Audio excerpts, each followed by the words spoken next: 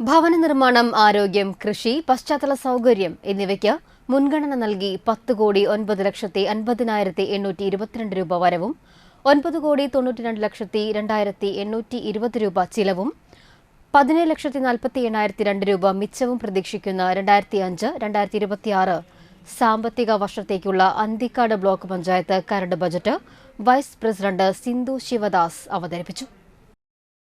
അർഹതപ്പെട്ട അവകാശങ്ങളും ആനുകൂല്യങ്ങളും കേന്ദ്ര വിഹിതവും GST വിഹിതവും നൽകാതെയും വായ്പാ പരിധി വെട്ടിക്കുറച്ചും സംസ്ഥാനത്തെ സാമ്പത്തികവുമായി എത്തിക്കൊണ്ടിരിക്കുകയാണ് കേന്ദ്ര ഗവൺമെന്റ്.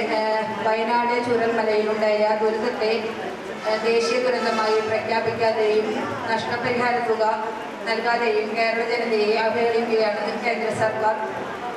ഈ പരിമിതിക്കുള്ളിൽ നിന്നുകൊണ്ടാണ് കേരളം പ്രളയത്തെയും കോവിഡിനെയും മറികടന്നുകൊണ്ട് നവകേരളം സൃഷ്ടിക്കുന്നത്. ഈ ഘട്ടത്തിൽ കേരളത്തിന്റെ സമഗ്രമായ വളർച്ച ഓരോ കേരളീയന്റെയും അഭിമാനമാണ്.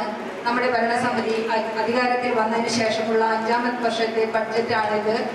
ബ്ലോക്ക് പഞ്ചായത്തും വിട്ടുകിട്ടിയ സ്ഥാപനങ്ങളും വഴി നടപ്പിലാക്കുന്ന പദ്ധതികളും പദ്ധതി വിഹിതവും തനത് ഫണ്ടും മറ്റു പദ്ധതികളും ബന്ധപ്പെടുത്തി സമഗ്ര വികസനം ലക്ഷ്യമിട്ടുകൊണ്ടുള്ള ക്ഷേമ വികസന പദ്ധതികളാണ് ഈ ബഡ്ജറ്റിൽ ഉൾപ്പെടുത്തിയിട്ടുള്ളത്. പ്രസിഡന്റ് KK ശശിധരൻ അധ്യക്ഷനായി. ഭവന നിർമ്മാണത്തിന് 2.55 കോടിയും ആരോഗ്യ മേഖലയ്ക്ക് 81.63 ലക്ഷവും പശ്ചാത്തല സൗകര്യ വികസനത്തിന് 1.55 കോടിയും കൃഷി, മൃഗസംരക്ഷണം എന്നിവയ്ക്ക് 59 ലക്ഷവും പട്ടികജാതി വികസനത്തിന് 50.5 ലക്ഷവും വകയിരുത്തി.